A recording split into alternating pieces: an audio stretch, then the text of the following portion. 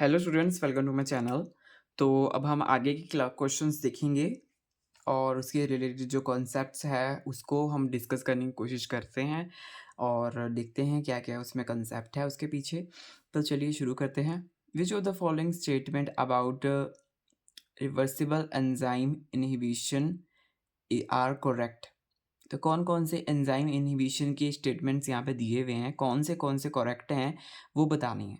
तो एंजाइम इन्हिबिशन का कांसेप्ट जो है हमने देखा था लास्ट क्लास में, लास्ट तो नहीं, लास्ट टू लास्ट क्लास में, उससे पहले की जो क्लासेस थी उसमें हमने एंजाइम इन्हिबिशन का कांसेप्ट देखा था। तो एक बार हम उसको डिस्कस कर लेते हैं, थोड़ा रिवाइज कर लेते हैं एंजाइम इन्हिबिशन का। तो कॉम्पिटिटिव में क्या होता है, कॉम्पिटिटिव में जो वीमैक्स है वो अनचेंज होता है और केएम जो है वो बढ़ता है। देखिए यहाँ पे केएम जो है वो बढ़ रहा है ऊपर को। अनकॉम्पिटिटिव में वीमैक्स जो है वो डिक्रीज करता है और केएम जो है वो घटता है। देखिए ये नेगेटिव की तरफ जा रहा है केएम इसमें। और नॉन कॉम्पिटिटिव में क्या होता है, डिक्रीजेस। वीमैक्स क्या होता है, वो घटता है और जो केएम है वो अनचेंज रहता है। केएम देखिए एक ही पॉइंट से निकल रहा है तो अनचेंज है। और मिक्स में क्या होता है, मिक्स में चेंज होता है। देखिए इसमें आगे को जा रहा है, मिक्स में चेंज होता है। तो यहाँ पे अब हम स्टेटमेंट्स पढ़ते हैं, थोड़ा सा हमने उसको डिस्कस कर लिया कि किसमें क्या होता है क्या नहीं होता है। तो uncompetitive inhibition only bind only to enzyme and substrate. जो अनकॉम्पिटिटिव है, जिसमें कोई बाहर से इनहिबिटर नहीं आ रहा, तो वो ओनली बाइंड करेगा एंजाइम और सबस्ट्रेट में, क्योंकि उसमें बाहर से तो कुछ आ नहीं रहा। ये ऑप्शन करेक्ट है। और अगर हम बात कर रहे हैं दूसरी ऑप्शन की, अगर हम दूसरे स्टेटमेंट की बात करें, non competitive inhibition bind only at different site from substrate. तो अभी हमने रिवाइज करके हटे हैं कि जो नॉन कॉम्पिटिटिव है वो डिफरेंट साइट पे बाइंड करता है। नॉन कॉम्पिटिटिव डिफरेंट साइट पे बाइंड करता है। ये देखिए नॉन कॉम्पिटिटिव कौन सा होता है, ये वाला। नॉन कॉम्पिटिटिव ये वाला होता है। तो ये जो है अनकॉम्पिटिटिव अनकॉम्पिटिटिव जो है वो तब तक बाइंड नहीं करेगा till not bind to enzyme. Un inhibition, जब अनकॉम्पिटिटिव इनहिबिटर बाइंड नहीं कर सकता, रिजल्ट सो इट वेट्स। जब तक वो आपस में एंजाइम और सबस्ट्रेट बाइंड नहीं करेंगे तो अनकॉम्पिटिटिव वाला बाइंड नहीं करेगा। तो नॉन कॉम्पिटिटिव वाला क्या करता है, एंजाइम और सबस्ट्रेट जब बाइंड करते हैं तो एंजाइम और सबस्ट्रेट में बाइंड नहीं करता। ये अनकॉम्पिटिटिव वाला, और जो दूसरे वाले हैं वो एंजाइम और सबस्ट्रेट में जाके बाइंड करते हैं। ये तो उसको कंपटीशन देता है एंजाइम को, और इनहिबिटर जो है वो कंपटीशन देता है। इसमें पहले एंजाइम बाइंड करता है सबस्ट्रेट में, फिर बाद में जाकर वो बाइंड करता है। और नॉन कॉम्पिटिटिव में दूसरी जगह में बाइंड करता है, उसमें एंजाइम और सबस्ट्रेट में वो बाइंड नहीं करता, दूसरी जगह में करता हूँ। देखिए यहाँ पे भी यही लिखा है, non competitive inhibition bind only at different site from the substrate. तो वो डिफरेंट साइट में जाके बाइंड करता है, ये ऑप्शन है सही। Competitive inhibition bind to same site at substrate. तो हाँ कंपटीशन है, कंपटीशन जो है वो सबस्ट्रेट की सेम साइट पे बाइंड करने के लिए ही कंपटीशन है। ठीक है, जो इनहिबिटर है वहाँ पर वो कंपटीशन दे रहा है एंजाइम को कि वो सेम साइट में ही बाइंड करेगा। तो ये ऑप्शन भी सही है। तो सारे के सारे ऑप्शन जो है वो करेक्ट हो जाते हैं इसके, ये वाले क्वेश्चन के। अब हम नेक्स्ट क्वेश्चन में चलते हैं। Terpenoids are made of dash units. कौन कौन सी यूनिट्स से जो है वो टर्पिनॉइड्स बने होते हैं। तो बेसिकली टर्पिनॉइड्स यहाँ पे हमारे को ऑप्शन दे रखा है, अमाइनो एसिड्स, कार्बोहाइड्रेट और आइसोप्रीन और टैग, ट्राई एसाइल ग्लिसरोल। तो हमारे को ये चार ऑप्शंस दिए हुए हैं। तो अगर हम इसके में बात करेंगे, जो टर्पिनॉइड्स हैं वो क्या हैं, एक प्रकार के लिपिड्स हैं। तो लिपिड्स बनने के लिए फर्स्ट कंडीशन क्या होती है, फर्स्ट कंडीशन ये होती है कि उसमें पॉलीहाइड्रोक्सी अल्कोहल होना जरूरी है। क्या होना चाहिए, पॉलीहाइड्रोक्सी अल्कोहल होना चाहिए। पॉलीहाइड्रोक्सी अल्कोहल कौन कौन से होते हैं, जैसे कि स्फिंगोसिन हो गया, ग्लिसरोल हो गया। तो ये दो हैं, क्या है, पॉलीहाइड्रोक्सी अल्कोहल है। और सेकेंड कंडीशन क्या है अगर लिपिड बनने की, कि उसमें फैटी एसिड्स प्रेजेंट हैं। दो कंडीशंस अगर मीट कर रही है तो ही उसे लिपिड बोला जाएगा। बट यहाँ पे टर्पिनॉइड्स जो हैं, तो वो क्या है, उसमें कुछ कमी आ रही है। उसमें ये दो दो कंडीशंस जो हैं वो फुलफिल नहीं कर रही। उसमें फैटी एसिड नहीं है। इसमें बोला है ना, एसिड चाहिए, acid, fatty acid. Second condition है फैटी एसिड, पहली कंडीशन है पॉलीहाइड्रोक्सी अल्कोहल, स्फिंगोसिन, ग्लिसरोल, ये सब होना चाहिए। मतलब एक अल्कोहल होना चाहिए और एक फैटी एसिड होना चाहिए। तो जो टर्पिनॉइड्स है उसके पास ना तो एसिड ग्रुप है, ना ही नॉर OH ग्रुप, ना उसके पास हाइड्रोक्सिल ग्रुप है, ना अल्कोहल वाला ग्रुप भी नहीं है उसके पास, ना उसके पास एसिड है। तो ये टर्पेनॉइड्स क्या हैं? ये तो लिपिड्स नहीं है। ये पता चल गया कि ये लिपिड्स नहीं है, पर ये लिपिड्स की तरह होते हैं, पर इनके पास ये कंडीशंस नहीं होती हैं, ये सब नहीं होती हैं। ये लिपिड सॉल्युबल होते हैं, ये लिपिड सॉल्युबल हैं बट नॉट लिपिड्स, ये लिपिड्स नहीं है। और ये किससे बने हैं? आइसोप्रीन यूनिट से बने हैं। तो आंसर हो गया आइसोप्रीन। तो इसका करेक्ट आंसर है आइसोप्रीन। तो जो बाकी लिपिड्स है उसमें तो ये होगा, टैग होगा और कार्बोहाइड्रेट ये होगा, बट ये लिपिड नहीं है, इसलिए बस ये लिपिड में सॉल्युबल है टर्पेनॉइड्स, और ये लिपिड नहीं है क्योंकि इसके पास ना ही इसके पास हाइड्रोक्सिल ग्रुप है, ना ही इसके पास एसिड ग्रुप है। तो ये है क्या? ये आइसोप्रीन यूनिट है, आइसोप्रीन यूनिट। तो आपको ये याद रखना है कि टर्पेनॉइड्स क्या है? आइसोप्रीन यूनिट है। क्वेश्चन में क्या पता पूछ ले, तो उसके पीछे का कंसेप्ट हमने देख ही लिया है। तो अब हम मैच द फॉलोइंग करेंगे। मैच द फॉलोइंग में मैंने बेसिकली यहाँ पे आंसर ही डायरेक्टली लिखा हुआ है। मीथेन क्या है? मीथेन फ्यूल की तरह काम करता है, ठीक है, बायोफ्यूल की तरह काम करता है। ग्लाइकोलिपिड्स किसकी तरह काम करते हैं? बायो सरफेक्टेंट की तरह काम करते हैं। पॉलीहाइड्रोक्सी एल्केनोएट जो है वो बायोप्लास्टिक की तरह काम करता है। तो ये 3 इंफॉर्मेशंस मैंने लिखी हुई हैं, क्योंकि मैच द फॉलोइंग में आई थी तो ऑब्वियसली शफल होके आती है मैच द फॉलोइंग में। तो मैंने यहाँ पे सीधा आंसर लिख दिया, just for the sake of understanding, कि इसको पढ़ने के लिए कि थोड़ा बहुत हमें दिमाग में होना चाहिए कि मीथेन, तो मीथेन को तो पता ही चल रहा है कि बायोफ्यूल है, फ्यूल है। अब बस ये है पॉलीहाइड्रोक्सी एल्केनोएट, ये है बायोप्लास्टिक, और लिपिड जो वाला जो है ग्लाइकोलिपिड वो है बायो सरफेक्टेंट, ठीक है। तो ऐसे आपको इसको याद रख सकते हैं।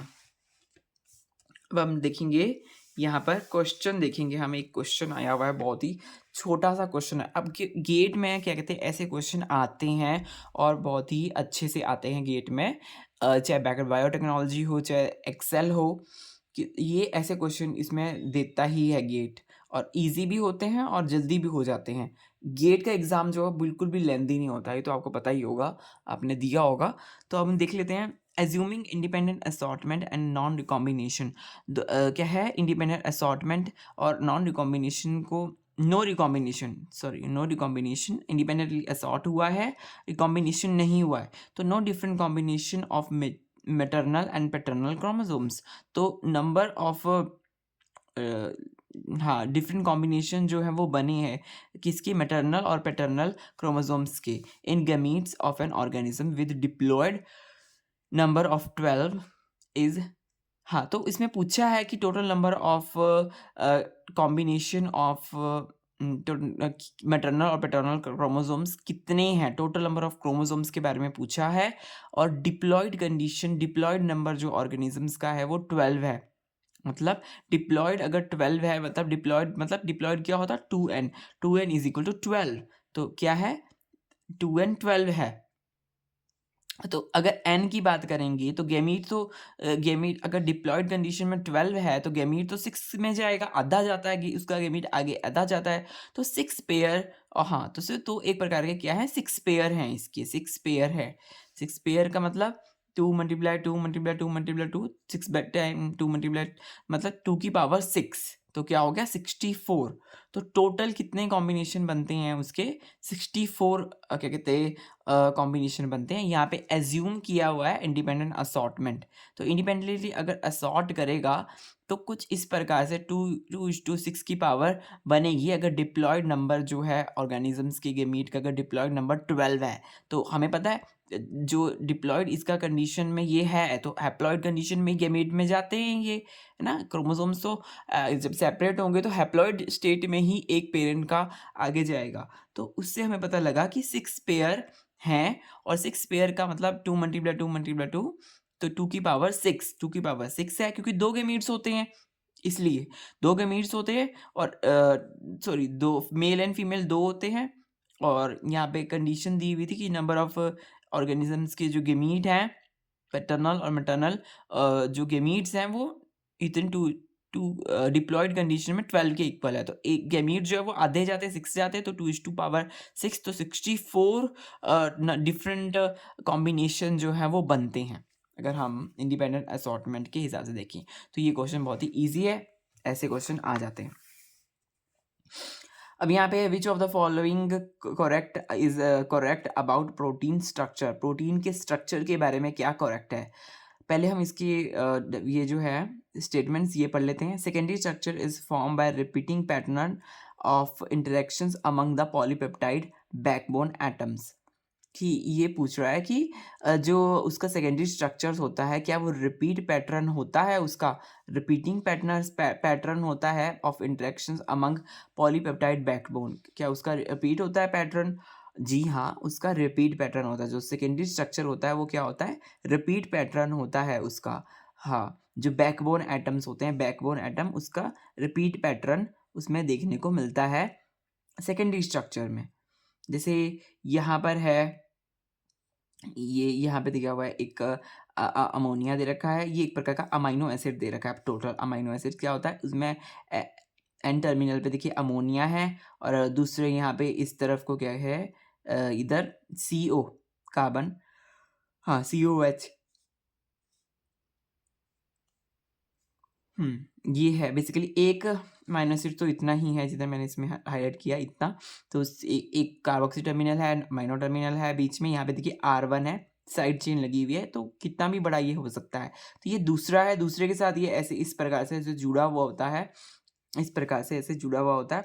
और इसकी जो हाइड्रोजन बॉन्डिंग जो है, हाइड्रोजन बॉन्डिंग, ऐसे जो हाइड्रोजन बॉन्डिंग हो रही है ऑक्सीजन में हो रही है, और नाइट्रोजन के हाइड्रोजन में हो रही है दूसरे वाले के हाइड्रोजन में। तो side chain has no role in, जो साइड चेन है, साइड चेन का तो कोई रोल ही नहीं है किसमें, जो सेकेंडरी स्ट्रक्चर जो इसका फॉर्म होता है उसमें साइड चेन का कोई रोल नहीं होता।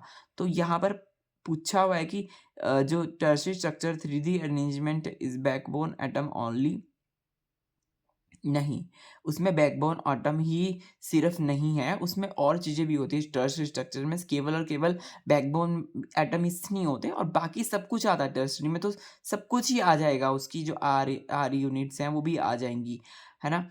तो पर सेकेंडरी स्ट्रक्चर में वो नहीं देखने को मिलता, टर्शियरी में तो देखने को मिलता है। तो ये वाली ऑप्शन तो करेक्ट नहीं है, ये वाला ऑप्शन हो गया गलत।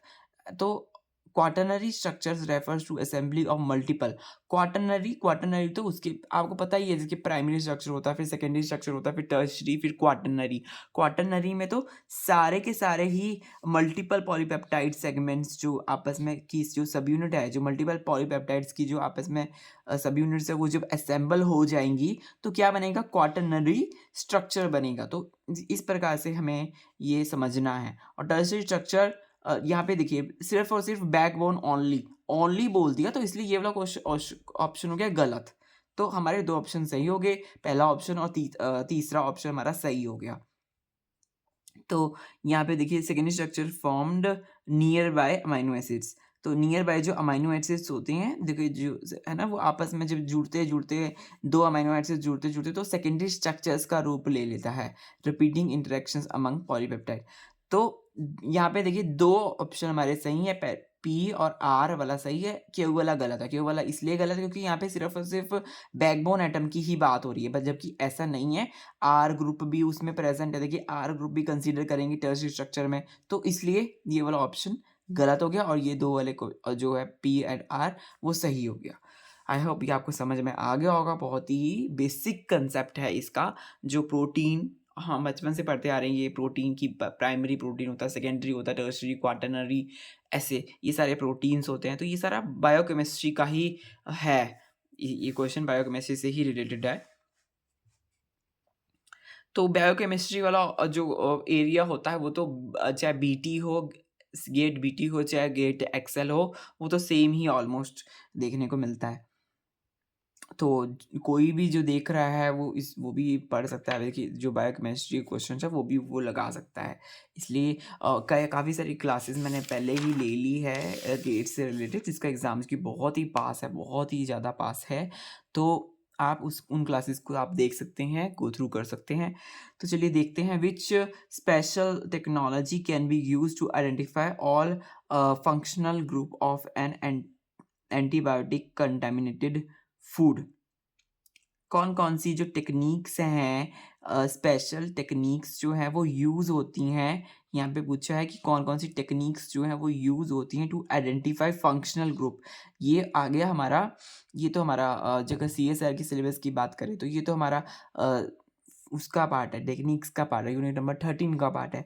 तो देखिए फंक्शनल ग्रुप कौन-कौन से जो टेक्निक्स है बताती हैं of an antibiotic contaminant in food. अगर एंटीबायोटिक का कंटामिनेंट हो गया फूड में, तो कौन सी टेक्निक जो है वो फंक्शनल ग्रुप के बारे में बताएँगी। तो चलिए इस यहाँ पे देखिए कौन-कौन सी टेक्निक्स के बारे में लिखा हुआ है। एक इंफ्रारेड टेक्निक लिखी हुई है, एक सर्कुलर डाइक्रोइज़्म लिखा हुआ है, इंफ्रारेड स्पेक्ट्रोस्कोपी होगा आई थिंक ये, हाँ। और न्यूक्लियर मैग्नेटिक रेजोनेंस एनएमआर ये भी यहाँ पे दिया हुआ है, और यूवी विजिबल स्पेक्ट्रोस्कोपी ये भी यहाँ पे दी हुई है। तो इंफ्रारेड मॉलिक्यूल वाइब्रेशन जब होती है तो इंफ्रा इसमें क्या होता है, जब इंफ्रारेड रेज पड़ती है तो क्या होता है, मॉलिक्यूल वाइब्रेशन होती है।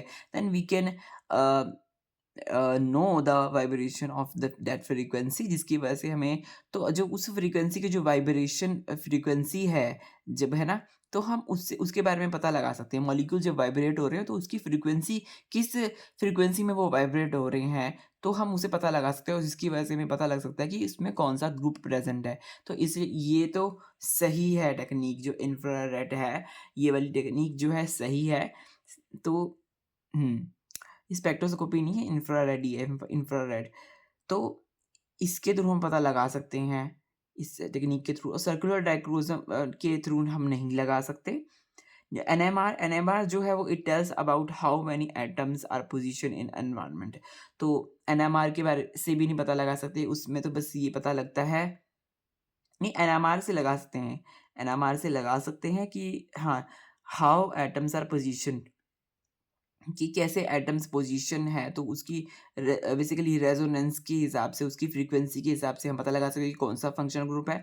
पर यूवी विजिबल जो स्पेक्ट्रोस्कोपी है वो एब्जॉर्प्शन स्पेक्ट्रम के ऊपर वर्क करती है। एब्जॉर्प्शन स्पेक्ट्रम एब्जॉर्ब करती है, और फिर हाँ, फिर आगे वो एमिट करती है। तो वो quantification of particular atoms whose wavelength is absorb. तो एक प्रकार से ये क्वांटिफिकेशन बताता है, वो ये नहीं बताता, कहते क्वालिटी के बारे में बताता है कि कौन-सा फंक्शनल ग्रुप है, उसके बारे में नहीं बताता है, वो क्वांटिटी के बारे में बताता है। क्वांटिफिकेशन के लिए उसको यूज़ होता है, एब्ज़ॉर्प्शन से रिलेटेड है वेवलेंथ की, तो यूवी विज़िबल। तो हमारे पास 2 ऑप्शन है इसके करेक्ट, एक इंफ्रारेड और एक न्यूक्लियर मैग्नेटिक रेजोनेंस। जो-जो इसकी इम्पोर्टेंट पॉइंट्स हैं वो मैंने यहाँ पे लिखे हुए हैं बेसिकली, कि विज़िबल क्यों नहीं है, क्योंकि वो तो भाई एब्ज़ॉर्प्शन करता है वेवलेंथ का, तो इसलिए वो वाला ऑप्शन नहीं है विज़िबल वाला। तो अब नेक्स्ट क्वेश्चन में देखते हैं क्या है। Which common features for both aerobic and anaerobic bacteria cultures. कौन-कौन से एरोबिक और एनारोबिक बैक्टीरिया कल्चर्स के फीचर्स हैं? कौन-कौन से हैं? एनारोबिक और एरोबिक दोनों की बात यहाँ पे हो रही है। एरोबिक का मतलब है जो जो हमारा अब क्या कहते हैं ऑक्सीजन की प्रेजेंस में होता है, और एनारोबिक का कंडीशन का मतलब है जो क्या कहते हैं हमारा ऑक्सीजन की एब्सेंस में हमारा जो प्रोसेस देखने को मिलता है। तो ग्लाइकोलिसिस जो है वो तो दोनों में ही अक्कर होती है। ग्लाइकोलिसिस, क्योंकि ग्लाइकोलिसिस में वो वाला स्टेप भी आता है जहाँ पे क्या कहते हैं ऑक्सीजन की ज़रूरत नहीं होती, और वो वाला भी आता है जो ऑब्वियसली जहाँ पे होती है इसकी ज़रूरत। और एनएडी इज़ ऑक्सीडाइजिंग एजेंट। क्या ये फीचर जो है वो दोनों में पाया जाता है? एनारोबिक और एरोबिक दोनों कल्चर्स में ये पाया जाता है, जो एनएडी पॉजिटिव ऑक्सीडाइजिंग एजेंट है। ड्यूरिंग ग्लाइकोलिसिस, अगर हम ग्लाइकोलिसिस की बात करें तो उसमें, तो ये ऑप्शन तो सही है कि हाँ, एनएडी क्या है, ऑक्सीडाइजिंग एजेंट है। पर वो कैसे है उसके बारे में देख लेते हैं। जो ग्लाइकोलिसिस के टाइम पे क्या होता है, ओनली वन ऑक्सीडाइजिंग स्टेप, केवल केवल एक ही ऑक्सीडाइजिंग स्टेप है ग्लाइकोलिसिस में। ग्लाइकोलिसिस में एक ही ऑक्सीडाइजिंग स्टेप है। वो कौन सा स्टेप है? जब एनएडी पॉजिटिव एनएडीएच में बदलता है तो वो एक इलेक्ट्रॉन को लेता है, फिर जाके वो एनएडीएच में बदलता है एनएडी पॉजिटिव। तो एक प्रकार से क्या हो गया, ऑक्सीडाइजिंग एजेंट हो गया एनएडी पॉजिटिव। ठीक है। हाँ, तो इलेक्ट्रॉन को करके देखिए खुद रिड्यूस हो रहा है, तो वो क्या है, एक प्रकार का ऑक्सीडाइजिंग एजेंट है। एनएडीएच क्या है, एक रिड्यूस्ड फॉर्म है, तो वो एनएडी पॉजिटिव जो है क्या हुआ, ऑक्सीडाइजिंग एजेंट हुआ। तो और कौन से स्टेप में हो रहा है ये? जब G3P जो ग्लिसरैल्डिहाइड 3 फॉस्फेट से जो 1,3 बिस फॉस्फोग्लिसरैल्डिहाइड बनता है, उस स्टेप में हमारा NAD पॉजिटिव से NADH बनता है और वहाँ पे हमारा क्या होता है, वो इस क्या है, NAD पॉजिटिव जो है ऑक्सीडाइजिंग एजेंट की तरह काम करता है। तो ये ऑप्शन तो बिल्कुल सही है। अब हम दूसरी बात करते हैं, ऑक्सीडेटिव फॉस्फोराइलेशन। ऑक्सीडेटिव फॉस्फोराइलेशन जो है वो एक SLP पाथवे है। SLP पाथवे है और ये पाथवे जो है ये पाथवे ETC में जो इलेक्ट्रॉन ट्रांसपोर्ट चेन है, जो एरोबिक कंडीशन में, केवल और केवल एरोबिक कंडीशन में ही ये पाया जाता है। सरफेस लेवल फॉस्फोराइलेशन इसमें देखने को मिलती है। सरफेस लेवल, हाँ, सबस्ट्रेट लेवल फॉस्फोराइलेशन देखने को मिलती है। जो ऑक्सीडेटिव फॉस्फोराइलेशन क्या है? SLP है। SLP मतलब सबस्ट्रेट लेवल फॉस्फोराइलेशन है। ये केवल और केवल ETC में पाया जाता है, जो इलेक्ट्रॉन ट्रांसपोर्ट चेन है उसमें ही ये पाया जाता है और एरोबिक कंडीशन में ये पाया जाता है। 2 नेट ATP मॉलिक्यूल पर ग्लूकोज मॉलिक्यूल। हाँ, ये क्या है, ये दोनों में नहीं पाया जाता। ये वाला जो स्टेप है 2 नेट ATP मॉलिक्यूल वाला जो स्टेप है पर ग्लूकोज मॉलिक्यूल, ये कहते हैं दोनों में नहीं पाया जाता। एरोबिक में देखिए 2 ATP बनते हैं, है ना? तो एरोबिक में तो बन रहा है 2 नेट ATP, पर एनारोबिक कंडीशंस में क्या होता है, 30 to 32 ATP पर ग्लूकोज बनते हैं। तो आप देख रहे हैं, तो देखिए एरोबिक में 32 बन रहे हैं और एनारोबिक में 2 बन रहे हैं। तो ये दोनों बातें तो अलग हो गई। एरोबिक के लिए अलग है, हाँ, एरोबिक के लिए अलग है और एनारोबिक के लिए अलग है। तो इसलिए ये डिफरेंस आ गया। तो ये कॉमन फीचर नहीं है एरोबिक और एनारोबिक का। तो 2 कॉमन फीचर कौन से हमारे को देखने को मिले? एक है ग्लाइकोलिसिस। ग्लाइकोलिसिस जो हो एरोबिक कंडीशन भी हो सकती है, एनारोबिक कंडीशन भी हो सकती है। और दूसरा हमारे को ये देखने को मिला कि जो NAD पॉजिटिव है वो एक प्रकार से ऑक्सीडाइजिंग एजेंट है, जो कि हमारा ग्लूकोज में केवल और केवल एक ही ऑक्सीडाइजिंग स्टेप होता है, जो कि ग्लूकोज 3 फॉस्फेट से जो 1,3 बिस फॉस्फोग्लिसरॉल बनता है, उस टाइम पे NAD पॉजिटिव जो है वो रिड्यूस हो जाता है NADH में। जब ये रिड्यूस होता है, इलेक्ट्रॉन को लेके रिड्यूस हो रहा है, तो इसका मतलब NAD क्या है, NAD पॉजिटिव क्या है, वो एक प्रकार का ऑक्सीडाइजिंग एजेंट है। तो होप आपको ये वाला क्वेश्चन भी समझ में आ गया होगा। इसमें क्या कंसेप्ट है वो भी आपको पता चल गया होगा। अब हम नेक्स्ट क्वेश्चन में आगे चलते हैं। हाँ, नेक्स्ट क्वेश्चन में देखिए,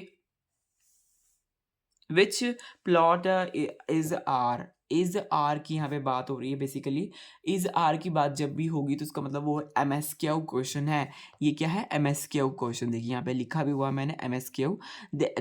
हाँ, which plot is are correct for enzyme that obeys Michaelis kinetics. जो माइक्लियस मेंटन जो काइनेटिक्स है उसको कौन कौन ओबे करता है? यहाँ पे ऐसे ग्राफ दिए हुए हैं। ये स्ट्रेट लाइन है, ये थोड़ा ऐसे होके जा रहा है जे शेप ग्राफ, ये सिग्मोइडल ग्राफ, और ये एक प्रकार से इस प्रकार से ये भी कुछ एक ग्राफ बन रहा है। ठीक है, तो यहाँ पर क्या है, जब यहाँ पे कंडीशन क्या दी हुई है, यहाँ पे कंडीशन दी हुई है जो सबस्ट्रेट है वो क्या कहते हैं बहुत ही कम है KM से जो सबस्ट्रेट की कंसंट्रेशन है वो KM से भी कम है। तो यहाँ पे ये ऑप्शन में क्या कहते हैं एक चीज़ दी हुई है, इससे हमें ये पता लगता है सबस्ट्रेट कंसंट्रेशन KM से कम होती है। कब होती है? वो केवल और केवल फर्स्ट ऑर्डर जो कहते हैं रिएक्शन है उसी टाइम पर वो क्या कहते हैं कम होती है। जो फर्स्ट ऑर्डर रिएक्शन होता है उसी टाइम पे कम होती है सबस्ट्रेट कंसंट्रेशन। और फर्स्ट ऑर्डर का मतलब है कि सबस्ट्रेट का कंसंट्रेशन ज़्यादा है, सबस्ट्रेट का कंसंट्रेशन और वेलोसिटी क्या है वो भी ज़्यादा है। इसका मतलब ये है। तो यहाँ पे अगर हम बात करें, देखिए V0 और Vmax सबस्ट्रेट देखिए बढ़ता जा रहा है, V भी बढ़ रहा है तो उसके साथ साथ सबस्ट्रेट भी बढ़ रहा है, तो ये वाला ऑप्शन तो इसको कंसीडर करेगा, ये फर्स्ट ऑर्डर काइनेटिक्स है। अब यहाँ पर ये वाला ऑप्शन गलत है। क्यों गलत है? व्हेन सबस्ट्रेट कंसंट्रेशन लो, जब देखिए जब सबस्ट्रेट की कंसंट्रेशन जब लो है तो रेट ऑफ रिएक्शन क्या हुआ? कम हो गया। इसमें क्या होगा? रेट ऑफ रिएक्शन जो है वो कम हो गया और सबस्ट्रेट लेवल की कंसंट्रेशन जो है इसमें कम दिखा रहे हैं, है ना? ऐसे। तो ये वाला ऑप्शन भी गलत है, ठीक है? और ये क्या है, इसमें भी देखिए लो है। एक बार के बाद क्या होगा कि लो हो जाएगा, जबकि यहाँ बोला है सब्स्ट्रेट कंसंट्रेशन तो ज़्यादा है फर्स्ट ऑर्डर की। तो यहाँ पे देखिए एक के बाद जाके देखिए सिग्मोइडल है, तो एक प्रकार से स्टेगनेंट हो जाएगा, फिर उसके बाद कम हो जाएगा।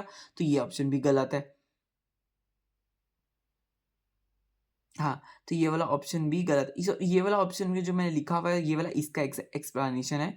तो ये भी एक प्रकार से जब ऐसे जा रहा है तो उसके बाद ये खत्म हो जाएगा उसके बाद, है ना? तो ये ऑप्शन भी गलत है, ये ऑप्शन भी गलत है। तो ये बढ़ता ही जा रहा है, बढ़ता जा रहा है, ये ऑप्शन सही है, क्योंकि सब्स्ट्रेट कंसंट्रेशन ज़्यादा बता रहा है। फिर यहाँ पे क्या हो रहा है? यहाँ पे एक इम्पॉर्टेंट बात हो रही है, जो ये वाला ऑप्शन है, 4th ऑप्शन, ये बिल्कुल करेक्ट है। अब इसके बारे में देख लेते हैं ये करेक्ट क्यों है? देखिए जो अगर हम इसमें बात करें, तो यहाँ पर जो सबस्ट्रेट है, यहाँ पे देखिए सबस्ट्रेट यहाँ पर इस तरफ दे रखा हुआ है, और जगह देखिए सबस्ट्रेट नीचे दिया हुआ था, और इसको वेलोसिटी से कंपेयर किया था। यहाँ पे सबस्ट्रेट को टाइम से कंपेयर किया हुआ है। तो टाइम के साथ आप देख सकते हैं, टाइम के साथ-साथ क्या हो रहा है, सबस्ट्रेट जो है वो क्या हो रहा है, देखिए टाइम के साथ वो बढ़ रहा है, आप देख सकते हैं। तो देखिए जो वेलोसिटी है वो सबस्ट्रेट के क्या है, अ, डायरेक्टली प्रोपोर्शनल है। तो वेलोसिटी क्या है, मतलब डायरेक्टली प्रोपोर्शनल है, तो अगर 2 गुना कर देंगे इसकी, अगर वेलोसिटी को 2 गुना कर देंगे तो इसका सबस्ट्रेट है वो भी 2 गुना हो जाएगा। इसको हाफ करेंगे तो वो भी हाफ हो जाएगा। ठीक है? हाफ से मल्टीप्लाई करेंगे तो हाफ हो जाएगा। तो मतलब ऐसा है, मतलब डायरेक्टली प्रोपोर्शनल इसमें देखने को मिल रहा है। तो व्हेन सब्सट्रेट कंसंट्रेशन जो लो है, जब इसमें क्या, इसमें देखिए सब्सट्रेट कंसंट्रेशन अगर लो है, तो जब सब्सट्रेट कंसंट्रेशन लो है, तो रेट ऑफ रिएक्शन जो है वो स्लो हो जाएगा, कम हो जाएगा, धीरे-धीरे कम हो जाएगा। तो इस ग्राफ में हमें ये बताया कि अ, कि ये घट रहा है, सब्स्टिट्यूट कंसंट्रेशन देखिए घट रहा है। जैसे-जैसे घट रहा है, वैसे ही रिएक्शन स्लो होती जा रही है। तो एक एक प्रकार से बिल्कुल सही है, क्योंकि इसमें जो फर्स्ट ऑर्डर काइनेटिक्स है, इसमें डायरेक्टली प्रोपोर्शनल चलता है। वेलोसिटी और सबस्ट्रेट डायरेक्टली प्रोपोर्शनल चलता है। अगर ये 2 गुना होगा तो ये 2 गुना होगा। अगर ये घटेगा, आधा होएगा, तो ये भी फिर आधा होगा। तो इस प्रकार से ये जो 4th क्वेश्चन ऑप्शन है, ये भी हमारा सही हो जाता है। क्योंकि इसमें रिलेशनशिप जो है वो सबस्ट्रेट और टाइम का रिलेशनशिप है, जो कि बिल्कुल ही सही इसमें दर्शाया हुआ है। और यहाँ पर भी फर्स्ट ऑर्डर काइनेटिक्स के हिसाब से सबस्ट्रेट कंसंट्रेशन की ये बढ़ रहा है, वेलोसिटी भी बढ़ रही है, तो उस हिसाब से ये भी सही है। तो और यहाँ पर क्या हुआ कि सबस्ट्रेट कंसंट्रेशन जो टाइम के साथ जो वो घट रहा है, तो उसका जो रिएक्शन का जो रेट है वो भी घट रहा है। सबस्ट्रेट कंसंट्रेशन घट रहा है, देखिए टाइम के साथ सबस्ट्रेट कंसंट्रेशन घट रहा है, तो रिएक्शन जो है वो स्लो डाउन हो रहा है, धीमा हो रहा है। ये भी सही है, क्योंकि इसका डायरेक्टली प्रोपोर्शनल होता है रिलेशन, वेलोसिटी और सबस्ट्रेट का जो फर्स्ट ऑर्डर के हिसाब से डायरेक्टली प्रोपोर्शनल होता है। तो देखिए ये ऑप्शन कितना, मतलब ये वाला क्वेश्चन बहुत ही अच्छा सा था, जो कि ज़्यादातर बच्चे यही करके आएँगे, क्योंकि ये एमएसक्यू है, इसमें देखिए एक से ज़्यादा ऑप्शन सही होगा। अगर एक से ज़्यादा ऑप्शन सही होगा, आपने उसको सही कर दिया तो आपको नंबर मिल जाएँगे। अगर आपने एक ही सही करा तो आपको नंबर नहीं मिलेगा। दोनों ही सही करने पड़ते हैं, फिर ही आपको एग्ज़ाम में मार्क्स मिलते हैं। अब हम नेक्स्ट क्वेश्चन में देखते हैं, which one of the true about leg haemoglobin, leg haemoglobin कौन से स्टेटमेंट के लिए करेक्ट है? तो यहाँ पे कई सारे क्या कहते हैं ऑप्शंस दे रखे हैं। It binds to oxygen, it bind oxygen to nitrogen, क्या वो नाइट्रोजन के साथ ऑक्सीजन को बाइंड करवाता है? जी हाँ, वो तो करवाता है। It bind oxygen to nitrogen. हाँ, इसका अलग हीमोग्लोबिन का ये काम है। तो ये तो ऑप्शन सही हो गया कि वो बाइंड करवाता है ऑक्सीजन को नाइट्रोजिनेज के साथ, ठीक है, करवाता है। It binds haemoglobin to protect oxygenase, क्या वो ऑक्सीजनेज को प्रोटेक्ट करवाने के लिए हीमोग्लोबिन बाइंड करवाता है? नहीं, नहीं, ऑक्सीजनेज का यहाँ पे कोई ऐसा रोल नहीं है उसको प्रोटेक्ट करवाने का। देखिए फिर तीसरा ऑप्शन है, it binds O2 to protect hydrogenase, no, ऐसा कुछ नहीं है। ये नाइट्रोजिनेज का ही फंक्शन करता है। It binds oxygen to nitrogenase. चौथा बोला हुआ है कि it bind oxygen to oxygenase, फिर से गलत, ये भी फिर से गलत। केवल और केवल इसका ट्रू ऑप्शन यही है कि it binds oxygen to nitrogen. जो लैग हीमोग्लोबिन है वो क्या है, वो ऑक्सीजन को बाइंड करता है, ऑक्सीजन को बाइंड करवाता है नाइट्रोजीनियस से, नाइट्रोजीनियस से वो ऑक्सीजन को बाइंड करवाता है। तो ये इसका एक ऑप्शन था। नेक्स्ट क्वेश्चन देख लेते हैं। हाँ, intracellular protein are targeted for proteolytic degradation in proteasome. Proteasome में प्रोटियोलिटिक अपॉन कंजुगेशन विद किस चीज़ों के साथ, यूबिक्विटीन हो गया, इंटीग्रीन हो गया, पेप्टाइडेज हो गया, कैल रेटिक्यूलिन हो गया, किसके साथ जो है डिग्रेडेशन होती है? तो ऑब्वियस सी बात है, पहला ऑप्शन इसमें करेक्ट है। यहाँ पे क्या था, ये वाला ऑप्शन था। तो ऑब्वियसली यूबिक्विटिन के साथ ही क्या कहते हैं, प्रोटियोजोम काम करता है, जब हाँ, इससे कॉन्जुगेशन के साथ ही वो काम करता है। तो आज के लिए भी, फिलहाल के लिए अभी हम इतना ही पढ़ेंगे। तो अब नेक्स्ट क्लासेस में हम बाद के क्वेश्चंस देखेंगे। तो मिलेंगे नेक्स्ट क्लासेस में। आप अभी काफ़ी सारे क्वेश्चन जो हैं वो मैंने क्या कहते हैं, अब पढ़े हुए हैं और लिखे हुए हैं, उनके नोट्स लिखे हुए हैं, कंसेप्ट्स भी उसका लिखा हुआ है। तो मैं आप और क्लासेस में लेके आऊँगा ही, जल्दी जल्दी लेके आऊँगा अब तो क्लासेस, क्योंकि अब पेपर ही आने वाला है। तो आप लाइफ साइंसेस, जो ऋषभ लाइफ साइंसेस है, इसको आप सब्सक्राइब कर लीजिए। और अगर आपने ये क्लासेस नहीं देखी हैं तो मैंने बहुत सारे क्वेश्चन जो है वो डिस्कस करे हुए हैं, तो आप उनको देख सकते हैं, जो कि गेट से कंसेप्ट से रिलेटेड है। इसमें क्या होता है फ़ायदा, एक कंसेप्ट आप पढ़ते हैं तो उससे रिलेटेड जो क्वेश्चंस हैं, बहुत सारे क्वेश्चन आप कवर कर पाते हैं फिर। तो एक तीर से काफ़ी सारे निशाने हो जाते हैं। तो इसलिए ये इम्पॉर्टेंट है, ये जो रिवीजन अभी चल रही है गेट कंसेप्ट से रिलेटेड। तो ऋषभ लाइफ साइंसेस को आप सब्सक्राइब कर लीजिए, और आगे चलकर आगे के जो दूसरे जो लेक्चर्स हैं, आगे के दूसरे यूनिट्स के जो लेक्चर्स हैं वो भी आएंगे, CSIR नेट से रिलेटेड भी आएंगे। पर अभी फ़िलहाल तो गेट कंसेप्ट ही चल रहे हैं। तो आप उसके बारे में जान सकते हैं। गेट कंसेप्ट से रिलेटेड जो क्वेश्चंस है वो क्वेश्चन की प्रैक्टिस कर सकते हैं। क्वेश्चन प्रैक्टिस तो हर एग्ज़ाम के लिए सेम ही होती है, चाहे DBT हो, गेट हो, और क्या है, CSR नेट हो। हर एग्ज़ाम्स के लिए क्वेश्चन प्रैक्टिस तो मस्ट है। तो मिलेंगे अब नेक्स्ट क्लास में। आज के लिए इतना ही। Bye bye. Have a nice day.